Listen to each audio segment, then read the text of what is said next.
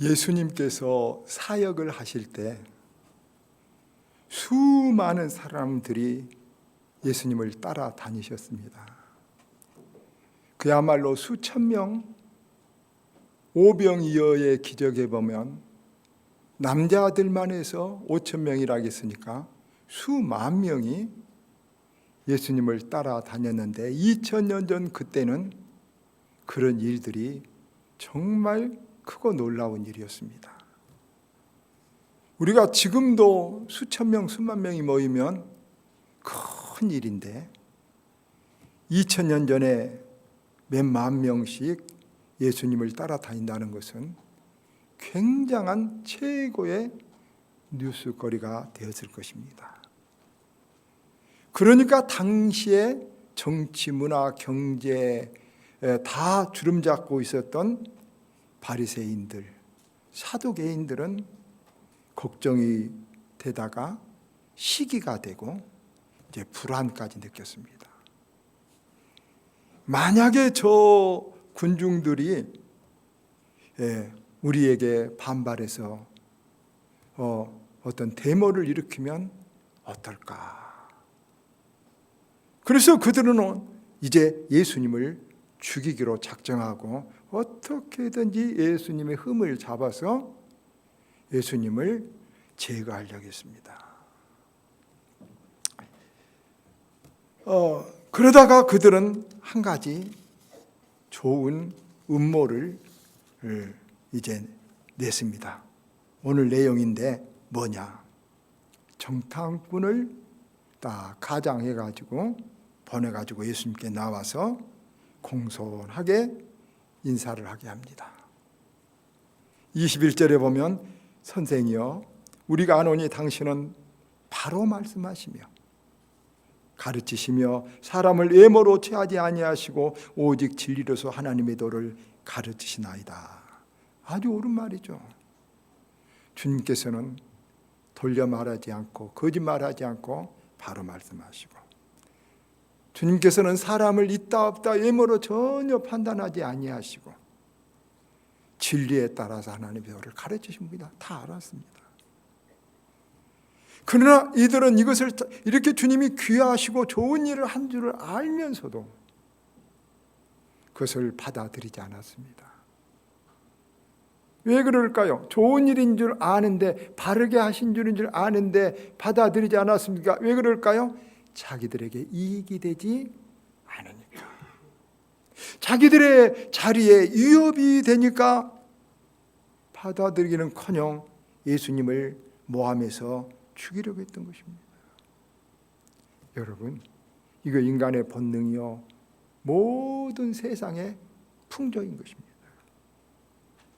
아무리 옳은 일이고 아무리 하나님의 말씀이라도 자기 이익이나 자기 자리에 해가 된다면 그것을 제거하려고 하고 싫어하고 반발하는 것이 세상의 풍조인 것입니다.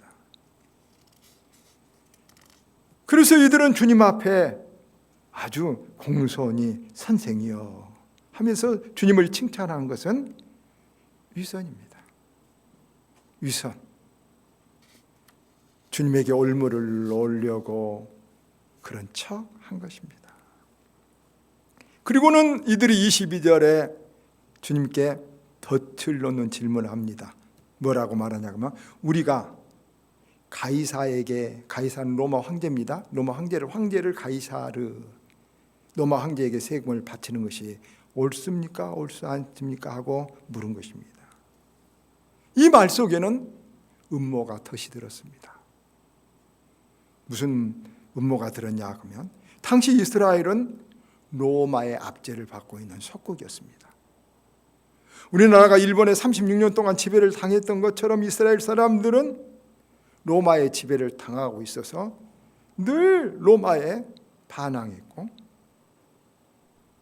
그것을 애국으로 생각해서 세금 문제, 로마에다가 로마 황제에게 세금을 바치면 치욕이라고 생각하면서도 법의 압제 때문에 어쩔 수 없이 바치고 싶지 않지만 어쩔 수 없이 살았습니다.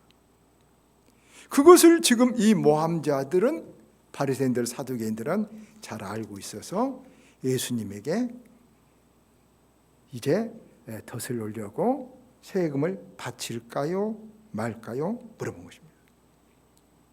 그러면 예수님께서 만약에 바치라 그러면 어떡할까요? 야, 예수님은 로마 편이다.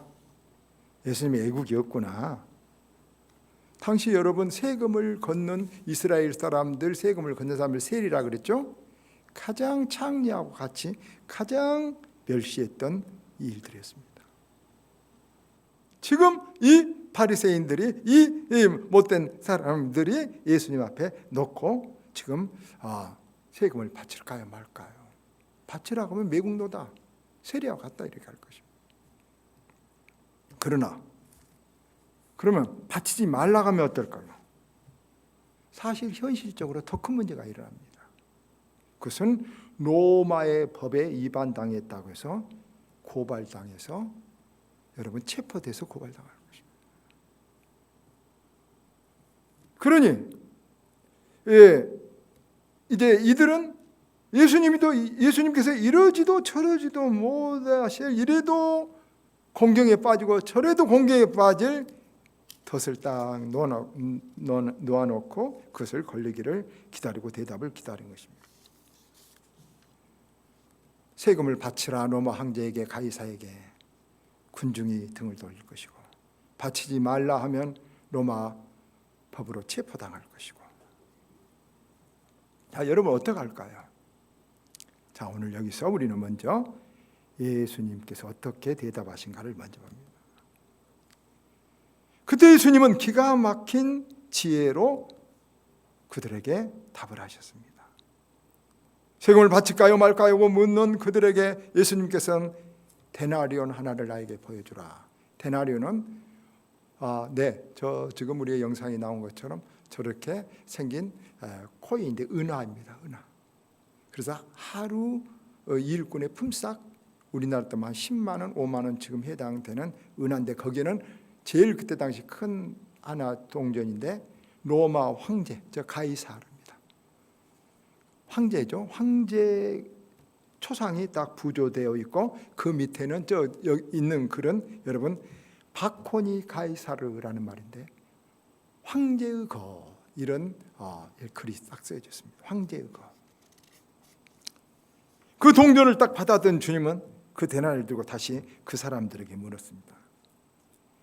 여기 이 데나리온 돈에 있는 형상이 누구고 글이 무엇이라고 하냐, 누구 것이냐. 당연히 거기 그랬다 했죠. 가이사의 형상이고 가이사의 것이라고 썼으니까 그들은 불쑥 대답한 것이 당연히 그대로 가이사의 것입니다. 주님이 이렇게 말합니다. 그러면 가이사의 것은 가이사에게 주고 하나님 것은 하나님께 바쳐라. 여러분, 이거 굉장히 그냥 한 것 같지만 번뜩이는 기지와 지혜가 담겨진 것입니다. 그냥 거기에 가이사의 그림이 있고 가이사의 것이라고 써지니까 그건 가이사의 것이라면 가이사에게 바쳐라는 것입니다. 그러면 여기서 주님은 세금을 내라고 하신 것일까요? 그렇다면 매국노라고 오해할 것이 뻔한데, 저들의 올무가 그런 뻔한데 세금을 내라고 하신 것이야? 그런 의미가 아닙니다. 그것이 가이사의 것이라고 네가 여기면, 가이사로 써졌고 가이사로 여기면 네 여긴 대로 가이사에게 주라. 그러나 가이사의 것이 아니고 하나님의 것이라고 네가 여기면 하나님께 드리라. 근데 거기 가이사로 쓰니까 그들은 가이사의 것이라고 할 수 있겠죠. 만약에 신앙이 좋은 사람이 그렇지만 가이사의 것으로 써지지만 하나님의 것입니다라고 대답했을 수 있어요. 알겠죠? 여러분, 이것은 예수님께서 책 잡으려고 그들이 질문했는데 다시 질문을 누구의 것이냐고 하심으로 공을 그 모함자들에게 넘기셔서 오히려 법에 걸리지 않고 그들을 법에 걸리게 만든 것이에요. 여러분, 제가 늘 말하죠. 인리와 진리를 구별할 줄 알아야 된다 그랬죠. 인리는 따를 수 있어요. 그러나 진리하고 인리가 배치되냐면 따를 수가 있어요. 이와 같은 상황이 우리들에게 언제나 우리가 살아가는 우리 예수 믿는 사람들 살아가는 현실 속에 나타나는 거예요. 모든 것들이요. 이때 우리가 꼭 알아야 될 것이 있어요. 꼭 우리가 기억해야 될 말씀이 있어요. 뭐냐 그러면 잠언서 16장 14절 악인도 악한 일에 적당하게 하나님이 지으셨다 하는 말씀이에요. 악인도 하나님이 지으셨다?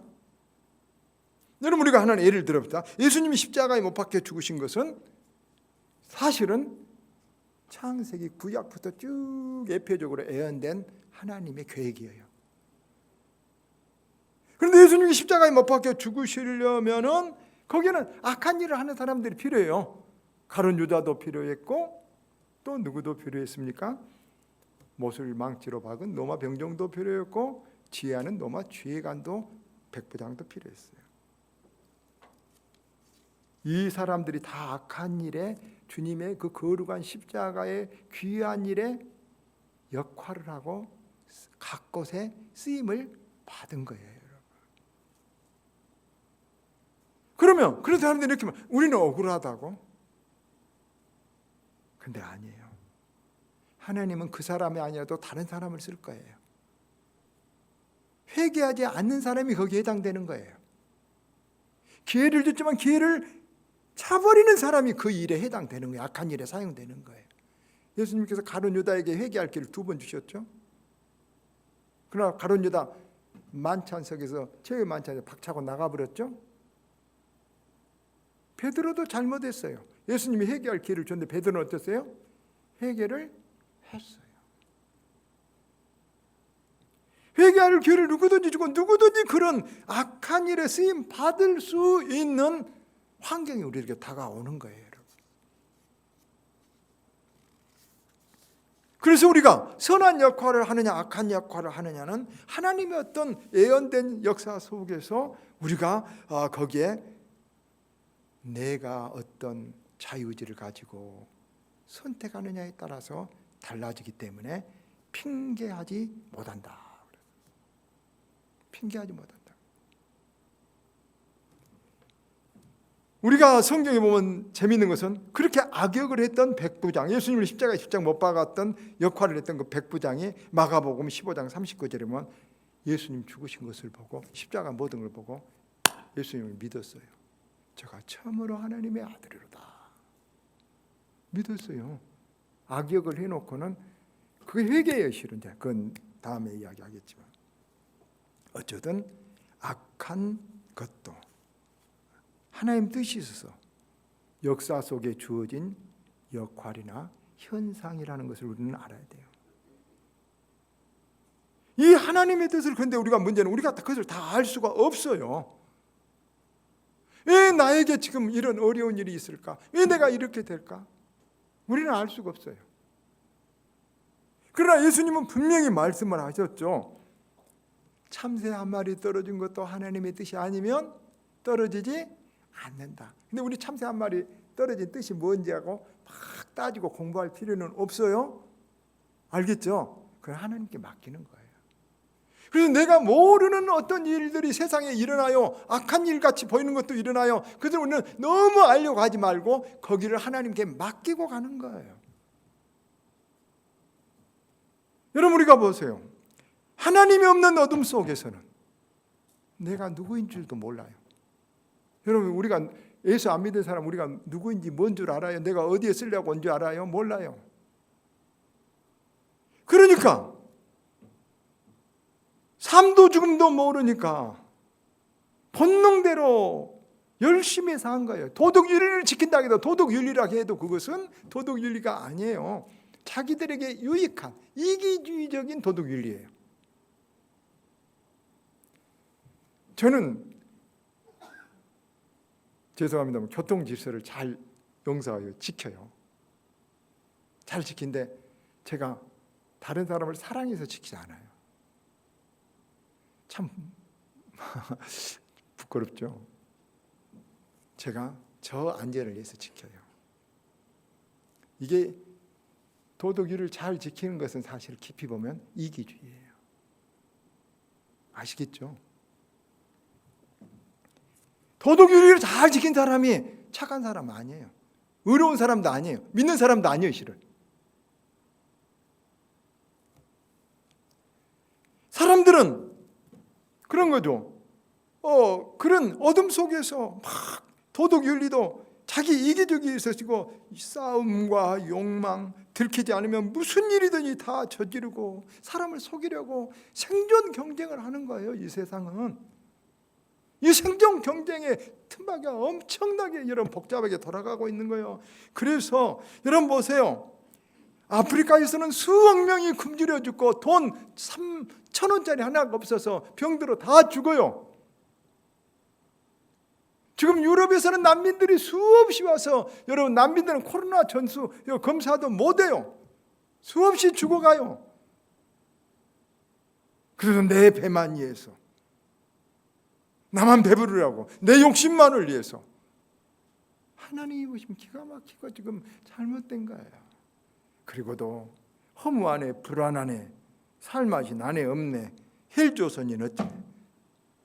하나님이 없는 세상의 삶에 고장난 삶이에요. 여러분 몸과 영혼을 죽이는 하나님을 두려워하지 않고 코로나만 무서워서 벌벌벌벌 다 떠는 거예요. 그런 세상에 예수님께서 말씀하셨어요. 요한복음 8장 12절. 나는 세상의 빛이니 나를 따르는 자는 어둠에 다니지 아니하고 생명의 빛을 얻으리라. 이 어둠을 어떻게 해서 물리쳐야 되는가?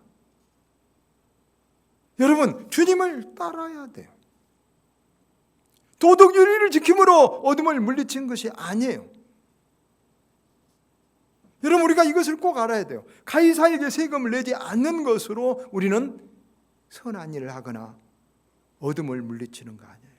반정부 운동을 한다고 해서 우리는 이것이 선한 일을 하거나 하나님에게 영광을 위한 거 아니에요. 유니세프의 돈을 아무리 많이 내도 그것이 하나님이라 하거나 빛의 일은 아니에요. 여러분 빌 게이츠가 63조를 냈어요. 이번에 또 우리나라에서 1조를 기부한 사람 있죠. 어마어마한 돈이에요. 근데 빌 게이츠가 63조를 냈어요. 우리나라 갑부들 몇이 합쳐도 다 기부 냈어요. 그런데 빌 게이츠는 그렇게 내고 가슴속에 세미한 나떨에서 평안하고 행복하다. 그 문제에 그렇게 할 수 있어요. 그러나 그것이 우리는 또 한번 깊이 생각해 보아야 될 것은, 저도 생각해 봐야 될 것은 그 하나님을 위한 것인가 하고도 연결해 봐요. 자기 만족을 위한 것인가. 우리는 여기서 분명히 알아야 될 것은 이것이에요. 우리가 어둠을 물리치고 어둠을 싸우는 것은 뭐냐? 하나님을 선택하는 것밖에 없어요. 빛 대신 예수님을 따르고 예수님을 선택하는 것밖에 없어요. 초대교회 한 성도가 지도자가 죽으면서 아들과 조카들을 놔놓고 이렇게 말한 거예요. 너희들은 착하게 살지 말라. 깜짝 놀랐어요. 아니 신앙이 좋은 아버지가 자식들에게 죽으면서 착하게 살지 말라. 그러면 아버지 악하게 살란 말입니까? 그러니까 아버지 내가 착하게 살지 말라겠지 더 나쁜 악하게 살라겠느냐? 사랑으로 살아라. 무슨 말인지 참 이해할 수 있겠습니까? 그것은 착하다 악하다 이것은 인간이 만든 이데올로기예요. 상대적이에요. 여러분 보세요. 옛날 조선시대 공자가 내는 삼강은 임금, 신하는 임금에게 절대 충성을 해야 되고 자식은 아비에게 절대 효도되고 아내는 남편에게 절대로 절개를 지켜야 했어요. 이게 삼강이에요. 이게 선이에요. 그러나 지금 우리는 이런 것을 생각해 볼 때 이런 것들이 어쩝니까? 선입니까? 아니, 악이에요. 실은 악이에요. 좋은 면도 있어요. 일리 있지만은 온전한 선이 아니라는 것이죠. 이렇게 선악을 정하는 거, 인간이 정하는 선악을 인본주의라 그래요. 필요하고 조회, 이 사회를 구성하고 이 사회 많은 집단이 잘 살아가는 데는 필요한 거예요. 우리가 코로나 문제로 예배에 많은 문제가 교회가 정부하고 국가하고 부딪히고 있어요. 다행히 우리 정부는 온라인으로 예배를 드리게 하고 또 여러 가지 교회를 예배를 드릴 수 있도록 도와주기도 하는 거 감사하고 다행이죠. 그런데 이 코로나가 시험에 대해서 우리가 이제 주일날 예배를 안 드리고 교회 못 오니까 교회 아니면 예배를 안 드린다고 가정에서나 어디서도 기도 한번 안 하고 보낸 사람도 많다고 말해요. 여러분, 코로나는 하나의 시험이에요. 중요한 시험이에요. 하나님 없이 살 수 있느냐, 하나님 없이도 잘 사느냐, 형식적인 믿음이냐 참 믿음이냐, 하나님을 더 무서워하냐 세상을 더 무서워하느냐의 하나의 우리에게 시험인 것이죠. 여러분, 이런 시험은 앞으로 더 큰 시험이 온데 우리에게 여러분 엑서사이즈 훈련이에요. 여러분,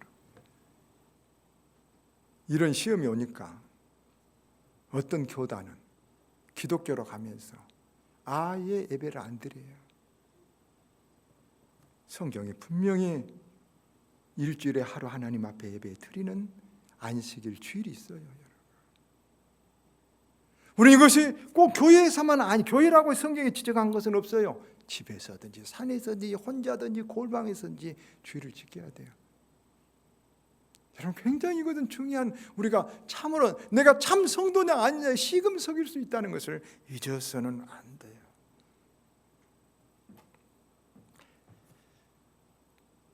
말씀을 맺겠습니다.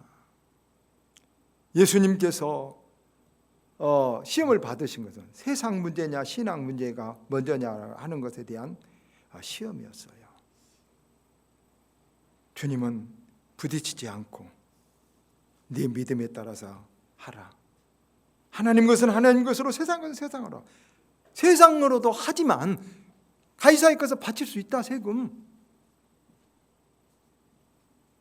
그러나 하나님 것을 또 잊지 말라. 하나님 것은 하나님에게 드려라. 이렇게 주님이 우리에게 이제 가르마를 따주시는 거예요. 여러분 잊지 마세요. 세상 것은 세상대로 하세요. 하나님의 것을 그러나 놓치면 절대로 안 돼요. 이것은 우리가 몸이 죽이는 문제가 아니라 예수님 그랬죠. 너희 몸만 죽이는 세상 것을 두려워하지 말고 몸과 영혼을 지옥에 다 멸하는 하나님을 두려워하라. 오늘날 우리 기독교인들이 그럴 수가 많이 있어요. 세상의 매스컴이나 세상의 여러 가지 매체들은 코로나로 교회 예배도 안 드리고 성도들 주일날 쉬고 이런 것이 잘한 것이다, 세상을 위한 것인데 아니에요. 우리가 방역 수칙을 안 지킨 것은 잘못이에요. 그러나 우리는 방역을 철저히 지키지만 그보다 더 중요한 것은 하나님께 예배하는 거예요. 교회에서뿐만 아니라 가정에서, 산에서, 골방에서, 나 혼자 영혼의 자리에서 하는 것임을 잊어서는 안 돼요. 가이사 것은 가이사에게 주세요. 시험 들지 마세요. 그것 때문에. 그러나 하나님 것을 절대로 잊지 않는 저와 여러분이 되기를 주의 이름으로 축원합니다. 기도하겠습니다.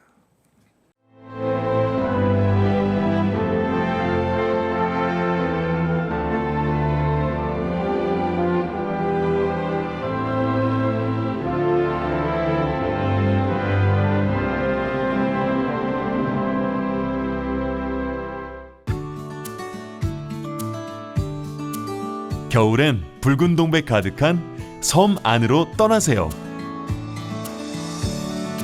2004만 송이 겨울꽃길 따라 천천히 걷다가 붉은 꽃봉우리에 취하고 눈길로, 손길로, 마음으로 느끼고 마침내 붉게 피어나는 겨울 감성여행. 천사섬 신안.